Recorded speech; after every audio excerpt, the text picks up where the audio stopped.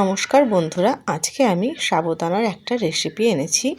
তার জন্য সাবুদানাকে আমি রাতে ভালো করে ধুয়ে ভিজিয়ে রেখেছিলাম। দেখেন কি সুন্দর ফুলে গেছে না। তারপরে এর জন্য আমি নিয়েছি দুটো আলু কুচিয়ে নিয়েছি, কারি পাতা, দুটো চেরা কাঁচা লঙ্কা নিয়েছি আর বাদাম নিয়েছি। আপনারা চাইলে এতে আরও সবজি দিতে পারেন, কিন্তু বেশি সবজি দিলে আমার মেয়ে আবার পছন্দ করবে না। বাচ্চারা তো একটু সবজি কম পছন্দ করে, তাই আমি এইটুকুই দিলাম। আপনারা চাইলে আরও কিছু অ্যাড করবেন।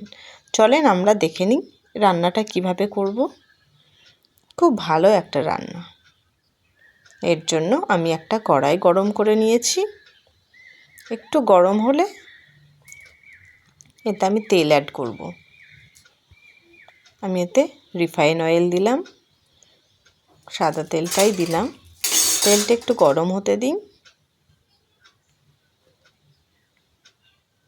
তেলটা গরম হয়ে গেছে, এবার আমি প্রথমে বাদামটাকে ভেজে নেব।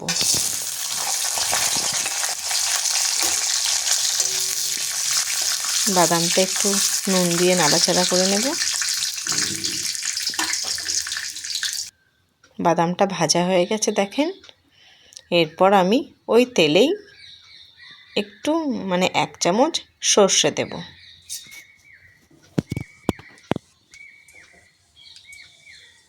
সর্ষেটাকে একটু ফাটতে দেব। সর্ষেটা বেশ ফটফট আওয়াজ আসলে শুনতে খুব ভালো লাগে। চেরা কাঁচা লঙ্কা দিলাম দুটো, কারি পাতা দিয়ে দিলাম আর কুচিয়ে রাখা আলুটাও দিয়ে দিলাম। আপনারা চাইলে আলুটাকে আগে ভেজে তুলে রাখতে পারেন। আমি একসাথেই ভাজবো।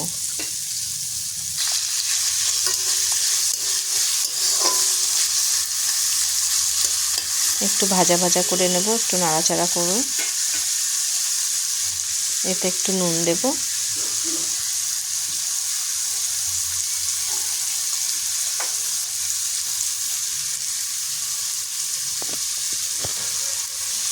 আলুটা একটু ভাজা ভাজা করে নেব।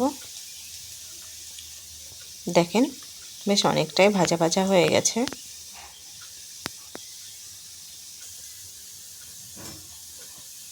এবার এতে একটু আমি হলুদ দেব।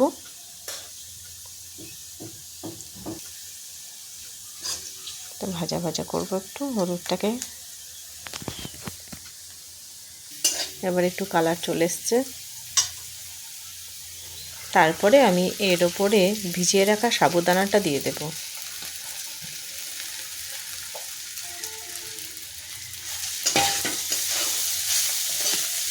দেখেন কি সুন্দর ঝরঝরে। বাদামটা দিয়ে দিলাম।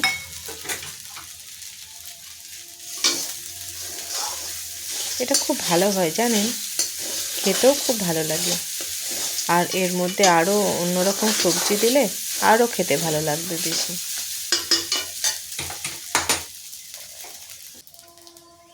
সুন্দর ঝরঝরে হয়। একটু নুন দিয়ে দিলাম স্বাদ মতো।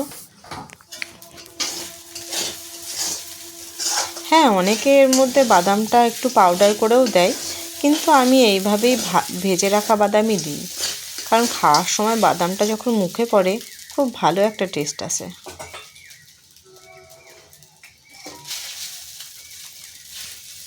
হয়ে গেছে রান্নাটা। খুব কম সময়ে ভালো একটা রান্না।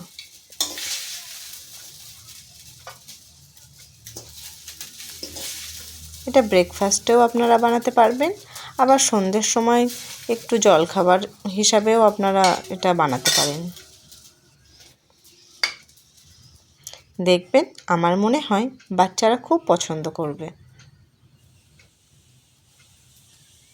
Thank you.